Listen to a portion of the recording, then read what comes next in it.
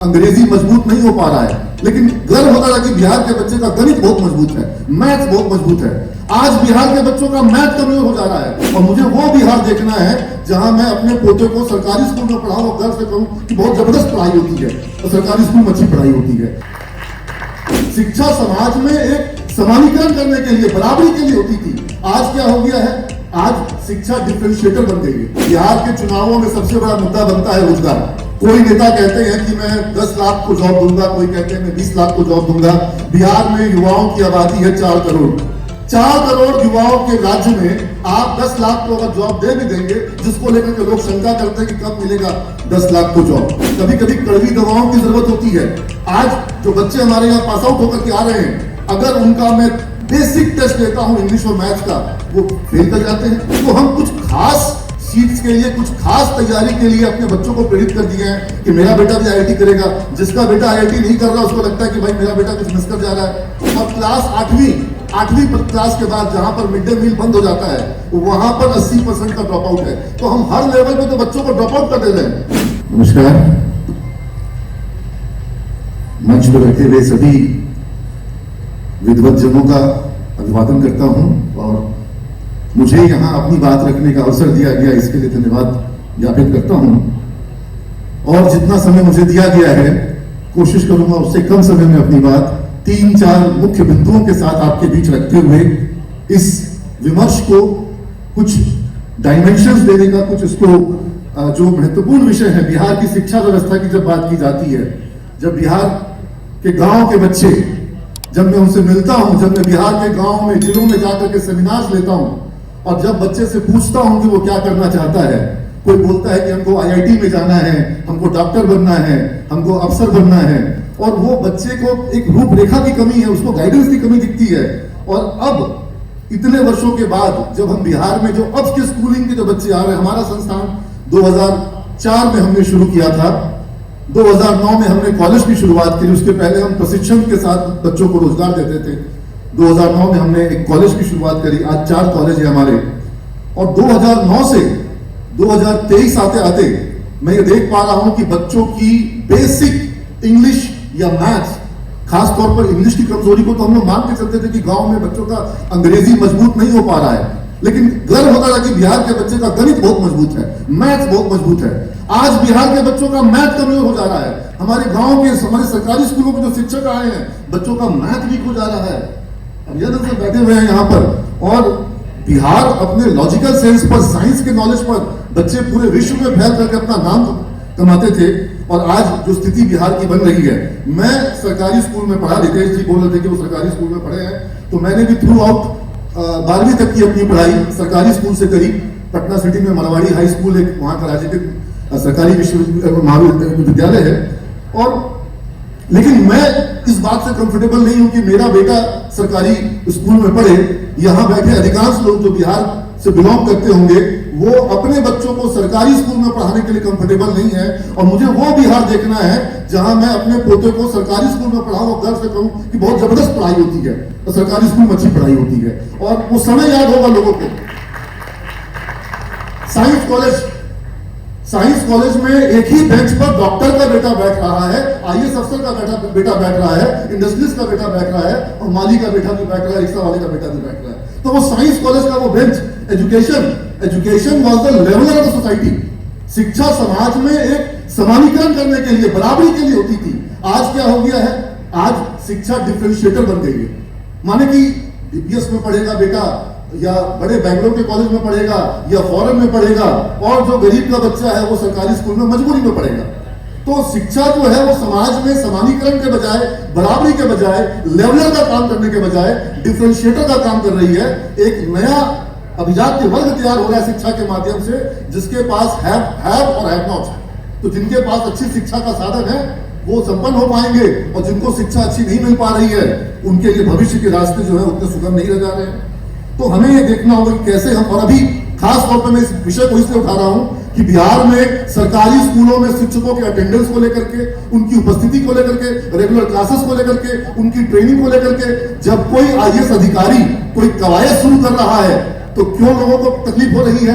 क्यों नहीं उसको बल दिया जाए, क्यों नहीं सरकारी स्कूलों में शिक्षकों की आवाजाही और टाइमिंग और इस सब चीजों को सुधार पर काम किया जाए, क्यों नहीं विश्वविद्यालयों में जो लोगों का अटेंडेंस हो रहा है, रोज सुबह रजिस्ट्रार से लेकर के विश्वविद्यालय के सारे अधिकारीगण जो है सुबह 9:30 बजे वीडियो कॉन्फ्रेंसिंग कर रहे हैं शिक्षा विभाग की उच्च शिक्षा निदेशक के साथ में, डीओ लेवल पर अभी वीडियो कॉन्फ्रेंसिंग की जा रही है।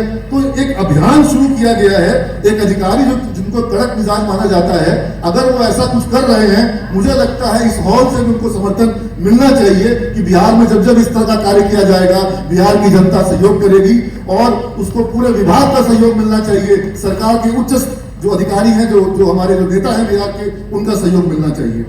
और मैं दूसरा विषय रखना चाहूंगा कि बिहार के चुनावों में सबसे बड़ा मुद्दा बनता है रोजगार। कोई नेता कहते हैं कि मैं 10 लाख को जॉब दूंगा, कोई कहते हैं मैं 20 लाख को जॉब दूंगा। बिहार में युवाओं की आबादी है 4 करोड़। 4 करोड़ युवाओं के राज्य में आप 10 लाख को अगर जॉब दे भी देंगे, जिसको लेकर के लोग शंका करते हैं कि कब मिलेगा 10 लाख को जॉब, तो अगर आप 4 करोड़ युवाओं में 10 लाख को सरकारी जॉब दे भी देंगे तो क्या बिहार के 4 करोड़ युवाओं का उद्धार हो जाएगा? इसके लिए आपको एक कार्य योजना बनानी होगी। आपको बिहार में उद्यमियों को विकसित करने के लिए, स्टार्टअप्स को विकसित करने के लिए और निजी क्षेत्र के जॉब को विकसित करने के लिए, और निजी क्षेत्र में लोग जो आज निजी क्षेत्र में आवश्यकता है, लोगों की आवश्यकता है स्किल की। रितेश जी बात कर रहे थे स्किल्स के बारे में, स्किल्स का घोर अभाव दिखाई पड़ रहा है। लोग डिग्री के पीछे पागल हुए हैं। बिहार में आपने डिग्री को भी इस तरीके से स्केल बना दिया।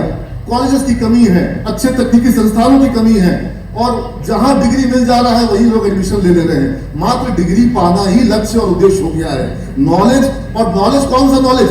मैं कंप्यूटर साइंस का कोर्स चला रहा हूं, पाटलिपुत्र विश्वविद्यालय से हमारा संबंधन है, और जब मैंने बच्चों के एप्स दिखाए थे, तत्कालीन शिक्षा मंत्री ने कहा बच्चों को कि एप्स को हर 6 महीने पे अपडेट करते रहिए। मैंने कहा सर बच्चे को एप्स को अपडेट कर देंगे, सिलेबस 1996 में का है, तब मेरा ये बच्चा पैदा भी नहीं हुआ था, और आज ये कंप्यूटर का वो सिलेबस पढ़ रहा है 96 का सिलेबस, जिसकी ज्यादातर विषय जो है वो कंप्यूटर सेक्टर में काम की नहीं रह गई हैं। और जो चीजें काम की है कंप्यूटर सेक्टर में, आज आर्टिफिशियल इंटेलिजेंस का जमाना आ गया, ब्लॉकचेन आ गया, क्लाउड कंप्यूटिंग आ गया, इंटरनेट ऑफ थिंग्स आ गया, रोबोटिक्स आ गया, आर्टिफिशियल इंटेलिजेंस, मशीन लर्निंग, और आप अभी पढ़ा रहे हैं उनको क्यू बेसिक और कोबोल और फॉक्स प्रो जो कि आउटडेटेड हो चुका है। तो इनको कब हम बदलेंगे? तो हम लोग नॉलेज की भी बात नहीं कर रहे हैं। और अगर नॉलेज की बात की जाए तो नॉलेज का प्रशिक्षण जो परीक्षण किया जा रहा है, जो बिहार की परीक्षा व्यवस्था है, कभी कभी कड़वी दवाओं की जरूरत होती है। आज जो बच्चे हमारे यहाँ पास आउट होकर के आ रहे हैं, अगर उनका मैं बेसिक टेस्ट लेता हूँ इंग्लिश और मैथ्स का, वो फेल कर जाते हैं। मुझे समझ नहीं आता है कि इस बच्चे को 60%, 65% नंबर बिहार बोर्ड में 12th में आया कैसे? अगर कड़ाई से परीक्षा की जाए तो बिहार के मेजॉरिटी स्टूडेंट्स जो हैं उनकी तैयारी जो है वो बोर्ड्स के एग्जाम को पास करने की नहीं है, और जरूरत इस बात की है कि एक बार कड़ाई की जाए। अगर 2-3 साल कड़ाई हो जाएगी, ऑटोमेटिक पढ़ाई की व्यवस्था जो है उसको सुधार आ जाएगा। एक और हमने यहाँ पर स्कैर्सिटी का एक बहुत बड़ा प्रकल्प खड़ा कर दिया है कि आज 2-3 यहाँ पर आईएएस के संस्थान के लोग जुड़े हुए हैं। प्रति वर्ष शायद 900 या 1000 या 1100 बच्चों का रिजल्ट आता होगा, और 7 लाख 8 लाख बच्चे आईएएस की तैयारी में बैठते हैं, और अपने जीवन का वो 6 वर्ष 7 वर्ष 5 वर्ष आईएएस की तैयारी के लिए लगाते हैं। आज आईआईटी में अभियान सर जी कई बच्चों को आईआईटी भेजा, इनके आशीर्वाद से, इनके प्रशिक्षण से, शिक्षण से, कोचिंग से कई बच्चे गए, और बिहार के कई सारे शिक्षक इसमें कार्य कर रहे हैं, और पूरे भारत में कोचिंग करने वाले छात्रों की तादाद लाखों में है। पटना शहर में कोचिंग करने वाले छात्रों की तादाद लाखों में है। 17,385 सीट है 23 आईआईटी के मिलाकर के, और हम हर साल 12 लाख से लेकर के 16 लाख, कभी कभी 2020 में 22 लाख बच्चे इन्वॉल्व हो गए थे जेईई की परीक्षा के लिए। तो हम कुछ खास सीट्स के लिए, कुछ खास तैयारी के लिए अपने बच्चों को प्रेरित कर दिए हैं कि मेरा बेटा भी आईआईटी करेगा। जिसका बेटा आईआईटी नहीं कर रहा उसको लगता है कि भाई मेरा बेटा कुछ मिस कर जा रहा है। आप लोगों को वैकल्पिक शैक्षणिक व्यवस्थाएं और वैकल्पिक, बिहार में आपने उच्च शिक्षण संस्थानों की बात आई, आपने चंद्रगुप्त इंस्टीट्यूट खोला, आपने चाणक्य नेशनल लॉ यूनिवर्सिटी खोली, आईआईटी पटना खोला, एनआईटी पटना का विस्तार हो रहा है।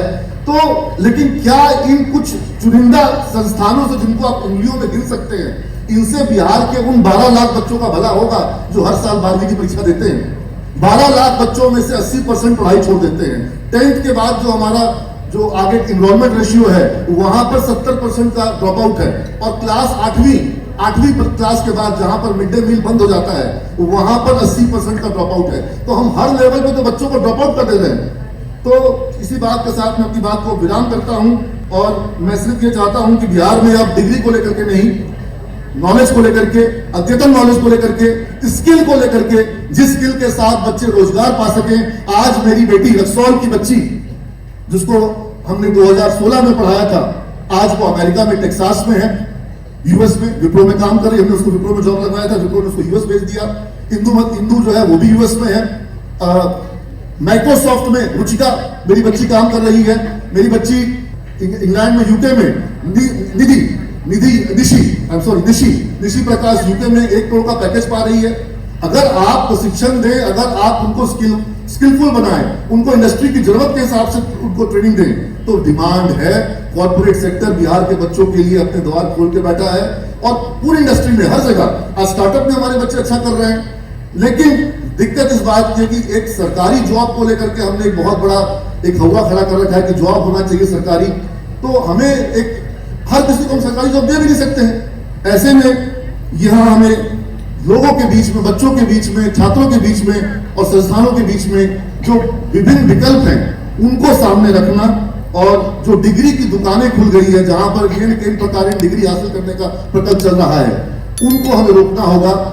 अधिक से अधिक संस्थान खुले। जब ज्यादा संस्थान खुलेंगे तो निश्चित रूप से उनके बीच में प्रतिस्पर्धा होगी और क्वालिटी की बात होगी, क्वालिटी एजुकेशन की बात होगी, और एजुकेशन के साथ साथ उनको कल को भविष्य में कोई अच्छा नियोजन मिल सके, प्लेसमेंट मिल सके, इसकी बात होगी। तो मुझे लगता है कि बिहार के दिन जो हैं वो बेहतर हो सकते हैं, और इसके लिए बिहार वासियों को संकल्प लेना होगा। एक मेरा बेटा बेंगलोर पढ़ता है, मेरी बेटी यहाँ पढ़ती है, इस तरह की जो हमारे अंदर में फील गुड होता है। और बेंगलोर में किससे पढ़ रहा है? पढ़ाने वाला शिक्षक वहां बिहार का। पुणे में जो पढ़ा है, पढ़ने वाला बिहार का, पढ़ाने वाला बिहार का, पढ़ाने वाला शिक्षक बिहार का, और बाहर जाके पढ़ रहे हैं। तो क्या हम इसको ये नहीं कर सकते, बदल नहीं सकते हैं? बिहार सरकार कहती है कि बिहार में आईटी पार्क लाएंगे, बिहार में आईटी कंपनियां आएगी। आईटी की कंपनियां बिहार में तभी आ सकती है जब आप आईटी का एजुकेशन बिहार में लाएंगे। जब तक एजुकेशन नहीं आएगा, कोई आईटी कंपनी बिहार में नहीं आएगी। तो इन चीजों पर काम करने की आवश्यकता है। मुझे लगता है कि मैं इस मंच के माध्यम से अपनी बात यहाँ पर आप लोग के बीच रख पाया हूँ। बहुत बहुत आप सभी को धन्यवाद। बहुत बहुत धन्यवाद।